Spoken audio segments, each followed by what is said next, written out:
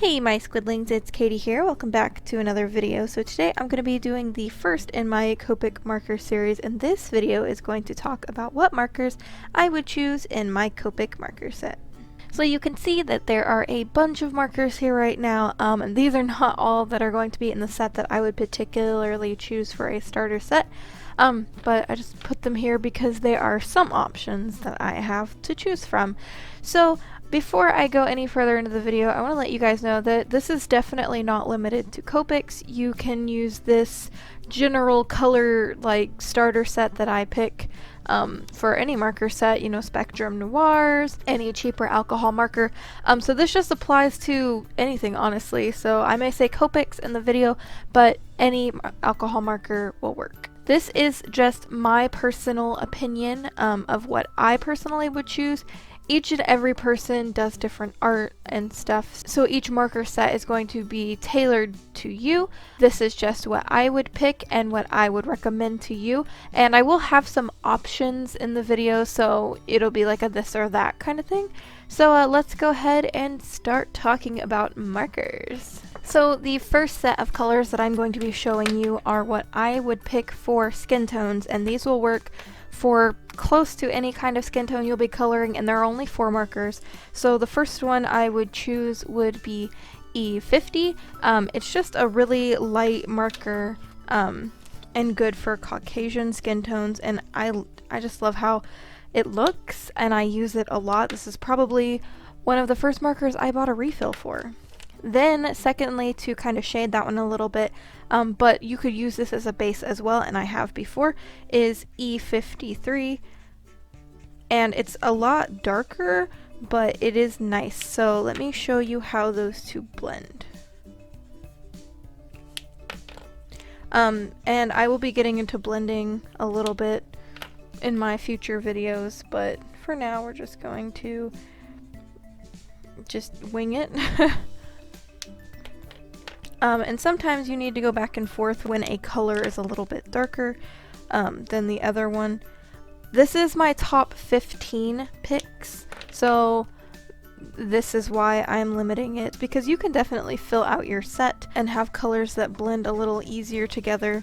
That's kind of the convenience of Copics, but if you work at it, you can still get a relatively nice blend. Okay, and then the other two I would pick, again, these can be used as base skin tones, but I would recommend shading with them. So this is E35. And this one is E57.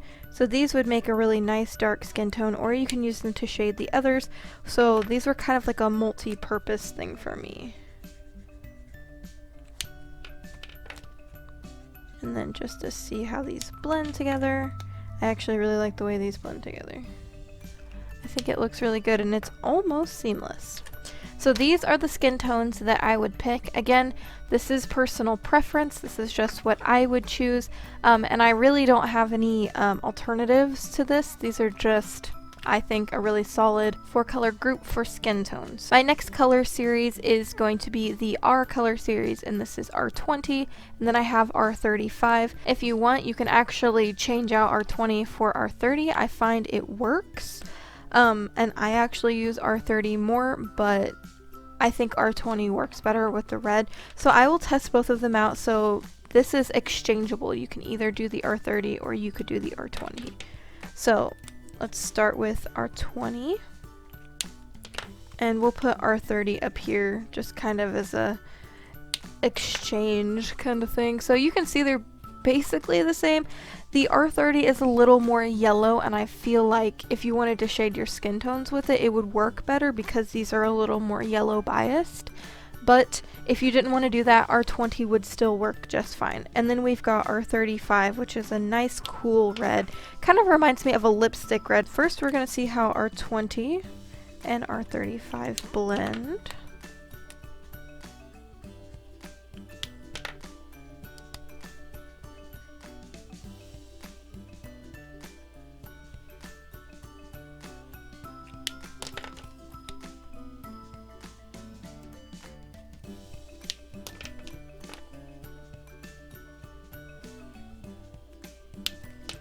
And then we'll do the same with R30 and R35.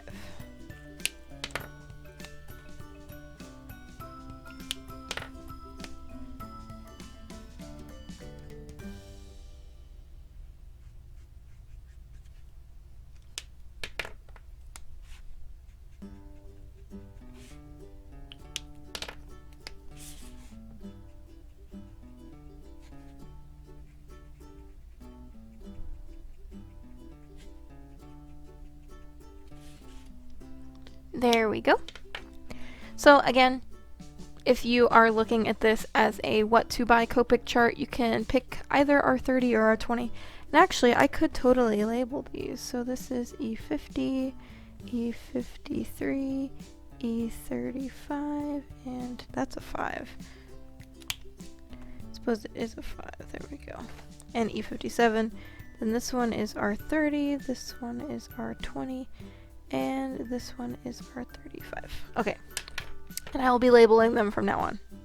So that is what I would choose for my reds. I just think they work really well together, and honestly, just looking at this, I like the blend between 30 and 35 more, but I do like R20 as well. So next up in my Copic marker choices, I would pick a couple of grays. Personally, I like the cold grays, but you can definitely use warm grays in place of these, neutral grays, tonal grays, whatever suits your needs, but for me, it's C1 and C3. So C1 is just a really light gray, and I love shading white things with this. And then there is C3, which is a darker, actually this is really good for shading other colors as well. And I'll give you an example of that. Let me do this blend. So for instance, if we have YG03 and you wanted to shade that, but you didn't maybe have anything else, you could take C3 and it would shade it pretty nicely. And you could even go back over it to give it more of a green bias, because sometimes it likes to turn a little gray, but see, it almost looks like I shaded it with another green. So that's why I would recommend 1 and 3, because I just think they're really great for shading other colors as well. So you could almost think of these as markers to just shade any and everything with. That's what I use these for if I don't have another color. Or another thing that's great is if you need like a gray blue but you don't have one, you can layer Copics onto like a gray and a blue, and you can make a gray blue. So it works really well. Next, I kind of already gave you a hint toward it, but I would pick YG03 and YG09. These two are some really bright saturated greens, and you could definitely exchange them for something not as saturated, but for me, I like being saturated with my colors because that's just how I like to art. It just, you know, it all depends on the artist. And then we'll test a little bit of a blend here.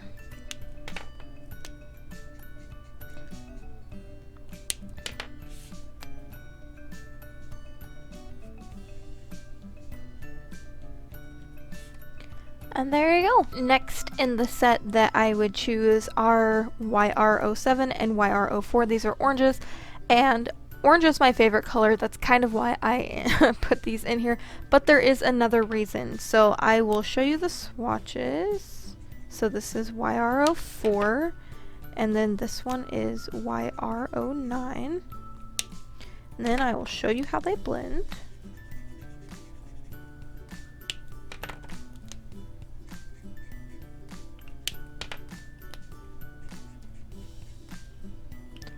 And they blend absolutely gorgeously, but there is actually another thing I like to do, and you can put down some orange, just like a flat color, and if say you picked up R35 and it's a little too cool for what you're wanting, maybe you want a more fiery red, you can actually layer that red right over it, and it makes it a lot more of a fiery red than if it were a cool red by itself. I don't know if you can tell the difference between those two, but that's something I've kind of learned, and it's really handy. Another color I can't live without is BV00. This one kind of goes along with the skin tones, and I should have probably said something about it earlier.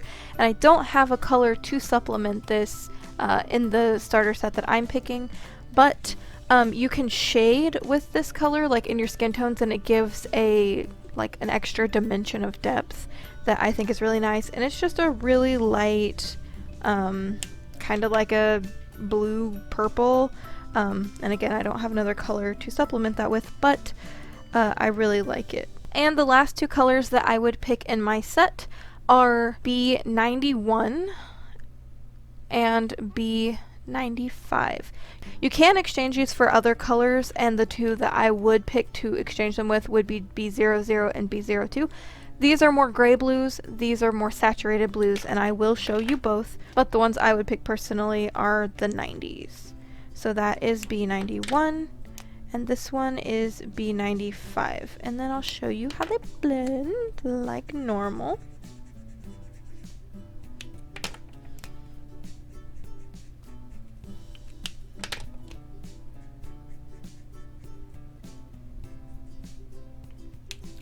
And then the ore colors would be B00, and you can definitely tell how much difference in saturation there is, and then B02. And these blend rather well as well.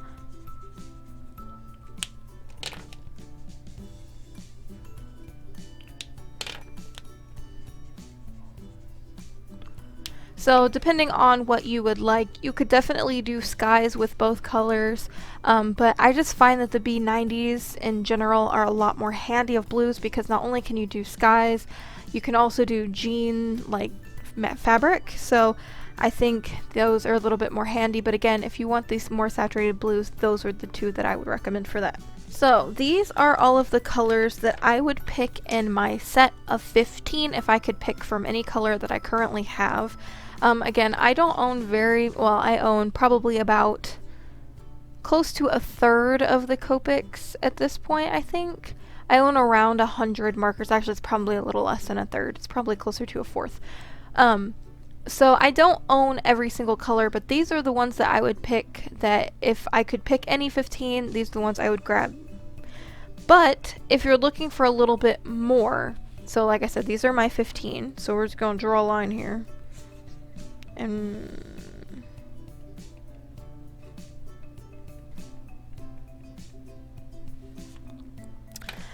I'm going to add colors down here of family group colors that I did not add into my starter set, just so you can see some other colors that I would pick, maybe from the red violets or the yellows or the green series. So first in that list would be yellows. If you wanted to exchange any of these, you could. The picks I would pick for yellows would be Y06 and Y08.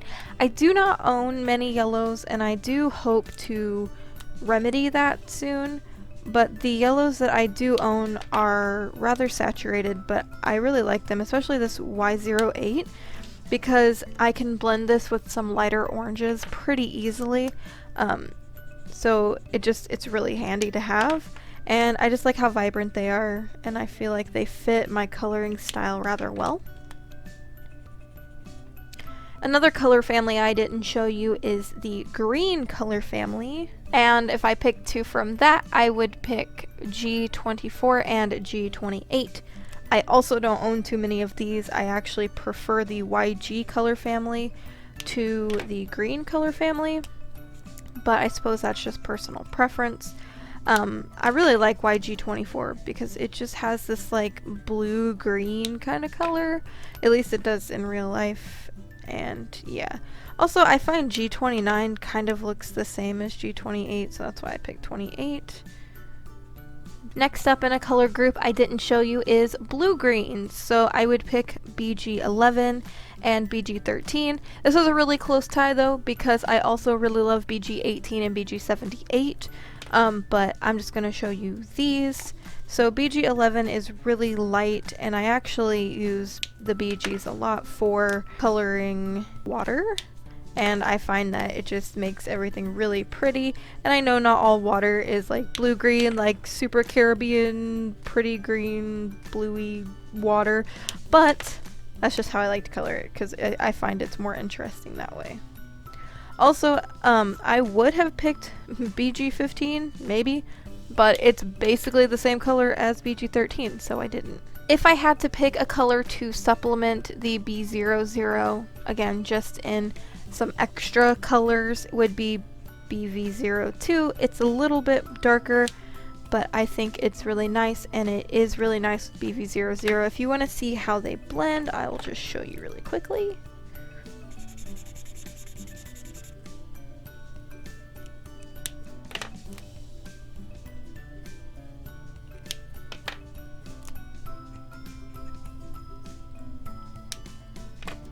Then in the violet family, I would pick V12 and V15. I actually only own 4 purples. So I don't have a great selection of these, but I really, really love these 2 colors, and I've actually recently had to buy refills because I find myself using them a lot.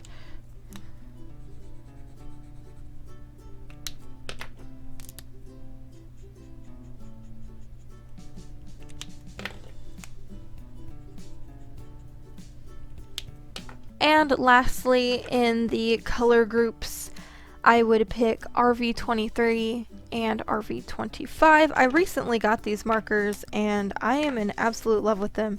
They're kind of your more traditional, maybe like Barbie pink, I guess. And actually they're more bubblegummy, I guess. And I just love them. I think they're really great, and this was probably one of the best Copic marker purchases I've made in a little bit because I really like them, and I don't particularly care too much for the color pink, but I always find that I'm needing a pink. But as you can see, these colors and these colors are really similar, so if you wanted to exchange those, you probably could do so. Again, they're just really similar. So these are all the picks that I would pick if I had, you know, unlimited choice over what I could pick. This is the 15 I personally would pick, but if you wanted to substitute for any of these other colors in a different color family, you obviously could do so. But again, like I said earlier in the video, these are just my opinions on what I would pick personally out of the Copic markers that I own. So this will probably change within, you know, the next few years as I grow my Copic collection. I do buy them individually.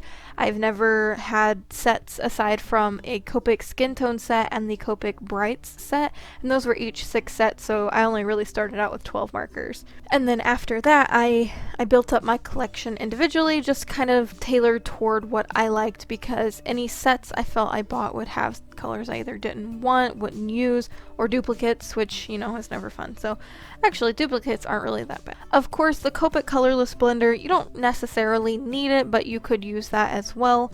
And then any darker colors like black or whatever you could also use and change out, you know.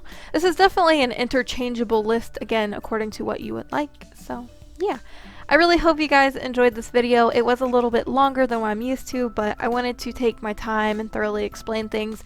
And again, this is the start to my Copic series. I haven't really thought of a name yet for it, so if you want to leave a comment down below and maybe think of a name for me to call this. I'm just thinking about calling it like Copic 101 with Katie. I don't know. But anyway, I really hope you enjoyed the video. If you did, don't forget to thumbs it up. Also, don't forget to join our cute little squid pod if you haven't already, to keep updated on new videos by hitting that subscribe button down below and the little bell notification next to it. Also, don't forget you can follow me on any of my social media. Links are in the description below, as well as a link to my art store if you want to support the channel and own some original art. So, until next time, guys, toodaloo!